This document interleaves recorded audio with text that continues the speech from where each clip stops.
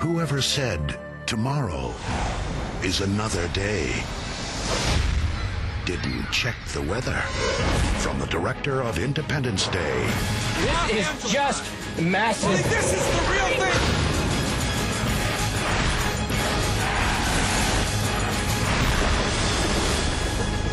The day after tomorrow. Rated PG-13, Memorial Day.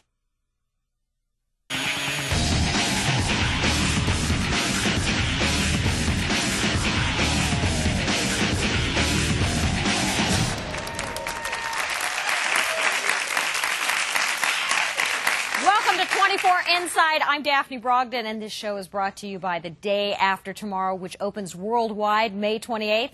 Now listen, 24 fans, if you haven't just seen the episode, which is 11 a.m. to noon, you might want to punch in a new URL, because not only have I just seen it, this whole studio audience has just seen it. How great was it?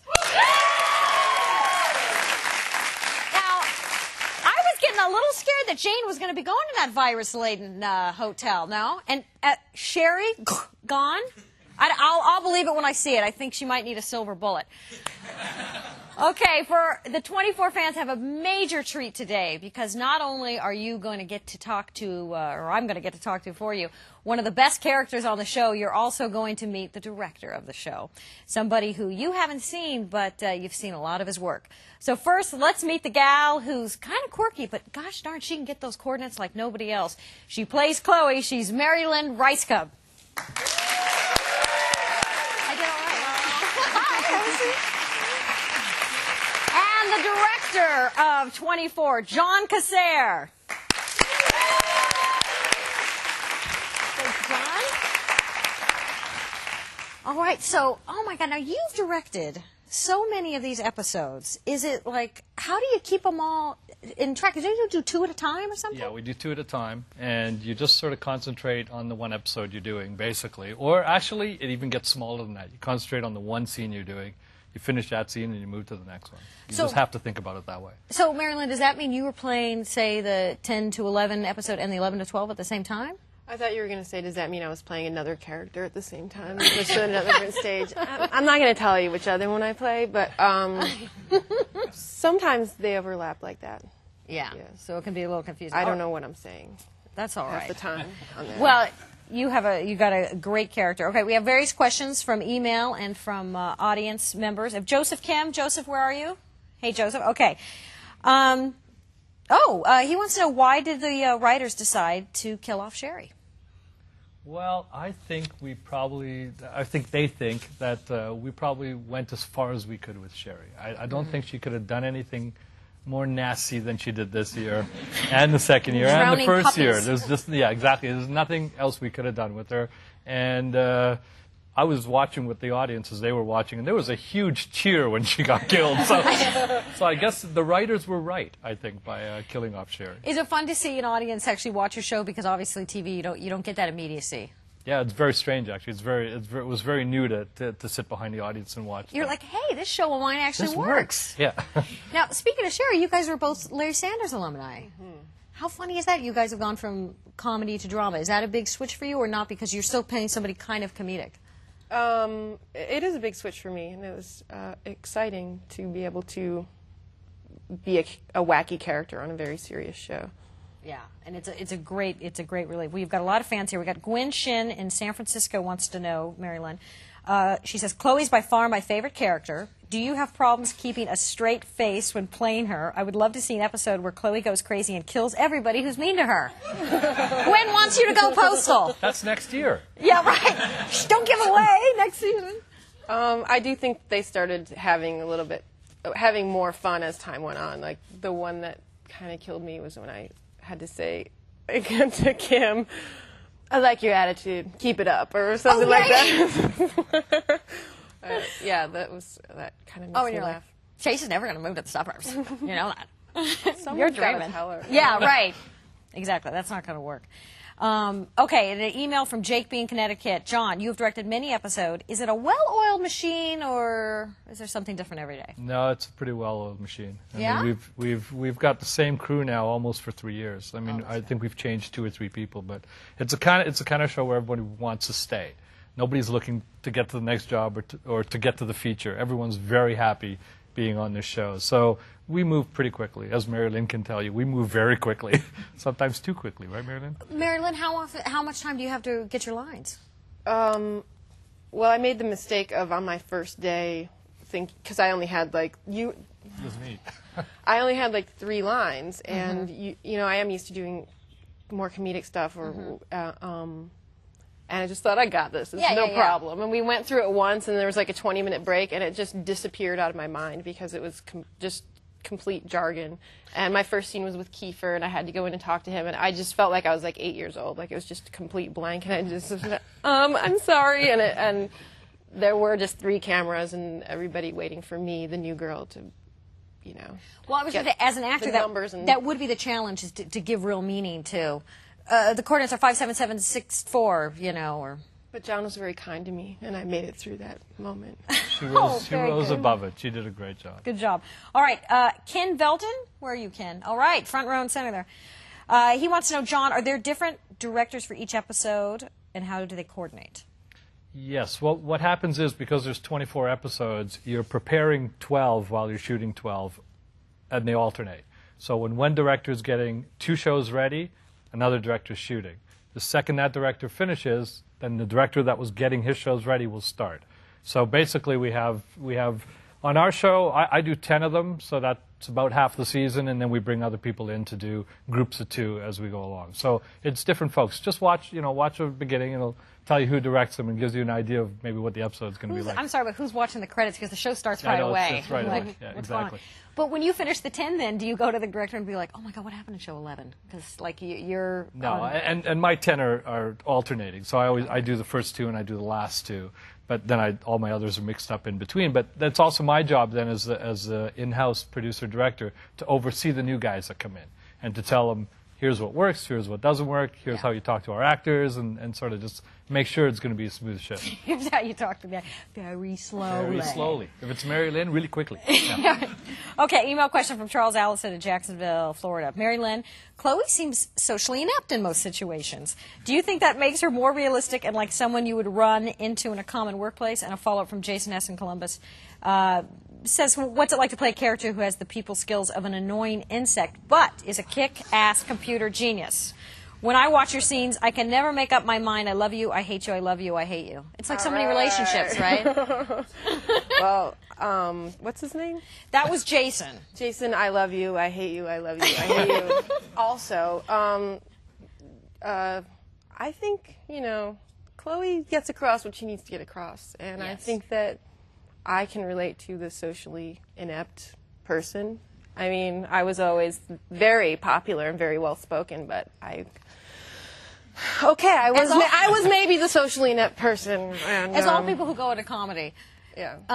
But actually, what is your training? You did improv, stand-up, sketch beforehand? Stand-up. Stand-up. You did do stand-up. Yes. Cool. Cool. Well, that's great. Okay, email question from Dave in Pennsylvania. Jon, what is the most difficult thing about shooting in real-time format? I mean, do you ever want to be like, oh, gosh, I have to make it 5 minutes? How can it be 5 minutes? It's not that. We never really think about how long the actual scene is. Our biggest problem is getting everybody from A to B. And, of course, luckily, in our world, there's no traffic in Los Angeles, which is fabulous. Okay, did anybody notice that Sherry's out at the water? She's in Malibu or wherever, and he says, I'll meet you downtown in 25 minutes. Does she have a jetpack in her purse? Like I said, there's no traffic in our world. But the actual hardest part is in the writing, because they always have to keep in mind that people need to get from A to B. So they have to write scenes in cars, and no one, I think, on television has as many scenes in cars as we do, because on other shows they say, we know where the bad guy is, cut to knocking on the front door. Well, that doesn't happen with us. We know where the bad guy is, get in the car, and travel to where the bad guy is, and you have to write scenes in between. That means you're writing scenes of just 2 people sitting in a car and trying to keep the suspense up while we have 2 people sitting in a car. I think that the writers do that really well. Oh, yeah, it's very well written. All right, David Berman. There you go. Hey, David.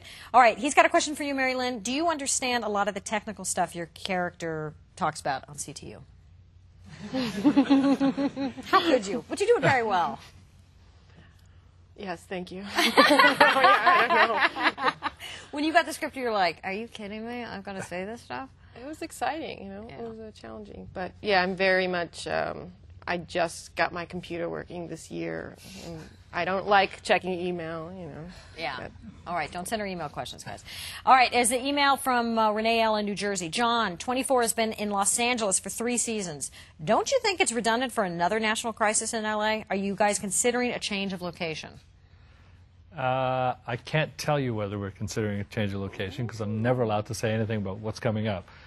We do have one problem, and that problem is wherever we shoot it, it's got to be in a place where the weather is consistent for 8 months. Yes. Because although it's supposed to be one day, we actually take 8 to 9 months to actually shoot the show. And nobody has more consistent weather than L.A. Imagine shooting this in the north, for example. You would start in the summer, and by the end of the day, you'd be knee-deep in snow. So obviously we're restricted as to where we could shoot it. But I'm sure there'll be some location things put in the next season. I always wonder about the whole having the president in L.A. It almost gives a feeling of like the near future. Like 24 isn't in the present, it's in just the near future. That's right. Well, that's we're just slightly ahead of our time. Just slightly ahead. Just slightly yeah, ahead. Good. Black president. All right, Mary Lynn, an email question from Kimberly. Fans either hate or love Chloe. You've certainly made her a fun three-dimensional character. How did you decide to play Chloe like that? Was it something you decided would be fun and provide comic relief in the series? Or did you guys think there should be a comic relief? it's this one for me. It's a combination. Thank you. Yeah, it's Yes. definitely a combination. It was written that way, but it's one thing to write a character that way, but then it takes someone like Mary Lynn to actually flesh the character out. And I think she's made it her character. There's no doubt about it. Yeah, very much so. Was All that right. good? Did we Yes, answer? thank you. That's good. Lisa Nagamoto? Hi, Lisa. Okay, Lisa has a question for John. Is there a technical consultant on the set that makes sure scenes are accurate and believable? Meaning, like, I guess, like a spy or a computer person? Or? Well, actually, we do have one of the people that's Ann Kofel, who's part of our production crew. Her job is basically always to find the experts. So when we were dealing with the nuclear bomb and when we had the scene in the airport about what it would look like and how to defuse it, she would get in touch with, I don't know what they're called, the nuclear bomb guys. And she gets in touch with all the right departments, whether we're dealing with the president's office or police or whatever it is. And she then goes through our script and says, here's really what happens. And then, of course, we go, well, that's great, but that's not too exciting. So this is what happened. But we do know what the real thing is. Sometimes we have to sort of say, yeah, but the real thing's a little boring, or it takes too much time for us, and so we kind of put that aside and cheat a little bit. But we always research all of it. Your expert has a cell coverage I would like because nobody has the cell coverage that you guys have. Except for when we want it to go off like last week. And then Yeah, there was a little bit, but it was still pretty good. Okay, John, a question from Tara in Toronto. Do the writers take into account a character's popularity with the fans and bring them back? I noticed on the message boards posts about Mandy, and there she was again at the end of last season. Absolutely. I mean, there's a new changing face of television. I think audiences, without knowing it, are getting more involved in what you're seeing on TV. And we definitely check the boards. We read them. We read what's out there and see what people are saying. And characters have survived on the show by having a fan base, and they've also died on the show by not having a fan base. So yes, there's an awareness of what the audience thinks. Mary Lynn, does that make you be nicer to your fans when She's you say still them? alive. Yeah, were you going to kill her off earlier? You never know. I have gift bags for every one of my fans. Bath salts for everybody. Okay, email question from Colleen Dunn. And Mary Lynn, can you give us insight into Chloe's backstory and the true nature of her relationship with Chase? She appears to be very loyal to him. Oh. Chase and I went to art school together, believe it or not. And Art school? we did a lot of collaborations, a lot of performance art together before we decided to get... no, I can't talk about that kind of thing. I have to refer to my elaborate character diary, and I just, I put it away for this season, but... But you do think about stuff like that? Sure, sometimes. I'd say half the time, yes. And is there going to be more next season between Chloe and Chase? No, we don't know. Word. We're not the writers. Okay, audience question. Howard? All right, Howard, way in the back there. John, how long does it take to shoot one episode? It takes it takes 15 days to do 2. So on average, 7.5 days per episode. So it's pretty tight. It's a pretty tight schedule. You guys, Yeah. I mean, there's so many setups, so many different scenes. Yes. Again, I got to give it to the crew and the production, production department that we have, that we do it as quickly as we do. Speaking of which, I got to say that scene was so hairy when Kiefer's about to jam old Jane into the hotel. Was that tense when that was being Jack Bauer. I mean, he'll do anything for information. That was a good one. Yeah, and a scene like that. I mean, you look at it and you see how tense it is, and for the actors, it's just as hard. I mean, it's just as hard for that young girl to be dragged through there screaming her head off, and Paul to be screaming his head off back. I mean, it was, you do it take after take after take, and they stay at that level. It's pretty amazing. Must be exhausted. How many takes did that take? Tired. Well, different angles, but I mean, we did that scene. That probably took 4 hours to do. So it's very exhausting by the time it's all over. Interesting. Okay. An email question from Neil Law. Mary Lynn. First it was Jamie Farrell, the computer expert girl who died in season 1. Then Paula Schaefer, the computer expert girl, died in season 2. Does the computer expert Chloe have a grim demise in her future? No, of course not. She's going to be the next president. It's First Lady opening, right? Yes. I'd love that. Oh, Chloe and President Palmer? Wow, that'd be great. Oh, by the way, I just started watching season 1 on DVD, and they just ruined the fact that Jamie dies because I didn't get to the end of it yet. Thanks a lot. Well, you got to know she's not there. You're keeping her seat warm. All right, email question from Natalie. John, have you guys ever given thought to doing a prequel? Season 4 would be set in a day that happened between seasons 2 and 3. That's actually a really good question, because we did at one point, when we were looking for really strange storylines, we thought, let's do a prequel and let's not tell anybody. So the first few episodes you'd be in CTU, and then suddenly Mason would walk in and you'd go, hold on, he's dead. And then you'd realize that it's a prequel. Yeah. Except for, here's the problem, is that we can't build any tension because you know that they're all going to live. So you can't put Jack in a situation. You can't put Mason or Nina or Terry or anybody or Kim in any kind of dangerous situation, because 2 years from now they're doing season 1 and 2. So that's sort of why we didn't go that route. And here I thought Natalie was a goofball. Okay. Email from Chico in California. Mary Lynn, how much of your own personality do you lend to Chloe's obsessive, neurotic behavior? Really none. I'm like so laid back. Almost. Yeah, I'd say a good half, I guess. There you go. Yeah. You got to use I know, what you I'm got. like afraid to answer. I want to tell lies, but yeah. Yeah, because you can go, I'm really balanced, and then you're really a nut.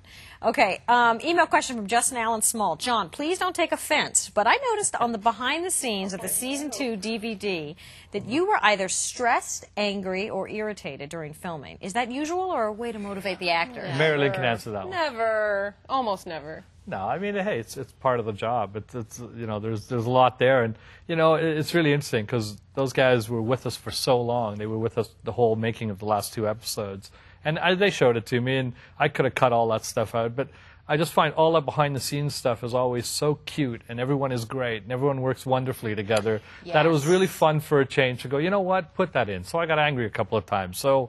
It's how we make these shows. It's the reality of the show being made. Yeah. Now, whether he said I was like that all the time, that's a bit of a surprise, because I think it only happened a couple of times in the behind the scenes. But I thought it was more interesting for the fans to actually get a look at how we do it, as opposed to the sugar-coated version. A real look behind the scenes with everybody around the craft services table being like, what happened to chocolate chip cookies? Who took the last one? Where's the coffee mate? With that hazelnut flavor.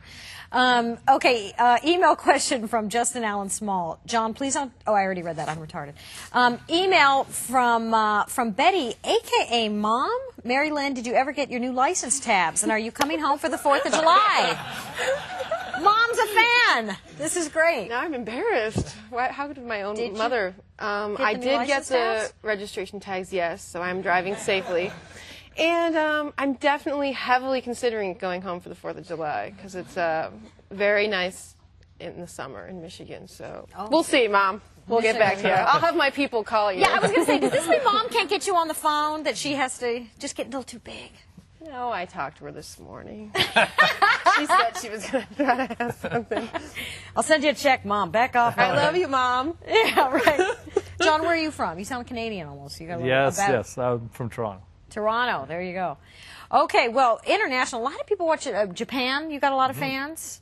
I would love to see it in Japanese. I think we've got the next see it DVD dubbed. version. I want a Japanese button on it to hear it in Japanese. I'd just love to see Kiefer get really upset in Japanese.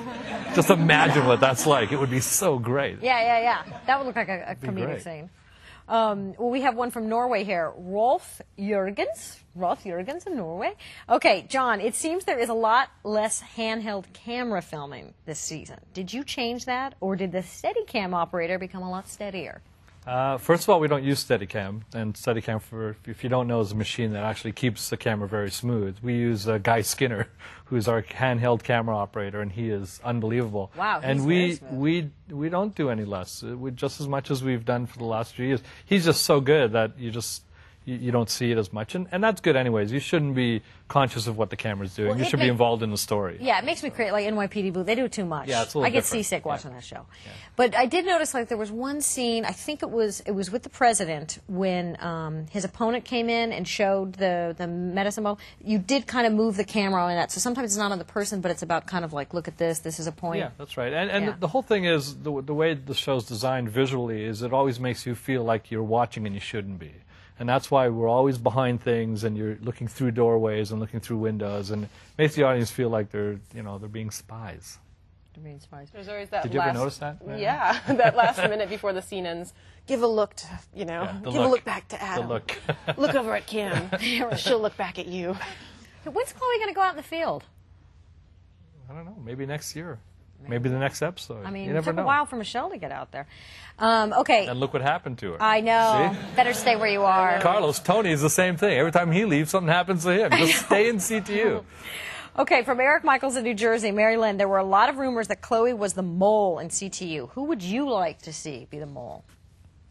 I thought, well, I mean, Tony wasn't really the mole, but I like, who would I like? Kim? Yeah. Could you imagine? Yeah. That'd be good. Yeah, write that Kiefer down. would be Give him some more. crushed. I'll write it down. Yeah. Jack would- Exactly. You better watch out on that show. They have kids so young. You could have like a college kid if you stay on that show very long. A child? I mean, they're all such. Kiefer's so young, and he has this adult daughter. Same with Saunders. Okay, from Ryan S. in Minnesota, John, do you play any role in storyline development, or do you just direct, and produce for 24? No, a little bit. Part of being a director is you have to get involved in it. I mean, it's impossible to direct anything, a TV or a feature, without being involved in the story process. I'm not there right at the beginning, but the second the script comes out, I head right to the writer's office or producer's office, and we start talking about what we can do and how to make it better. It's always about how to make it better. And again, the very short time we have to produce a show. Okay, and Chloe, how do you feel when the characters kind of turn on you? Like when Tony finally said, "You're irritating me." I think it's great. I love it. She lives for it. Yeah. All right, well, you guys, I want to thank you so much. A big hand for Jon Cassar, Lynn Rajskub. This has been 24 Inside. Next week is the season finale of 24, and of course the season finale of 24 Inside. And this was brought to you by The Day After Tomorrow, which premieres worldwide May 28th. Where will you be? Thanks so much.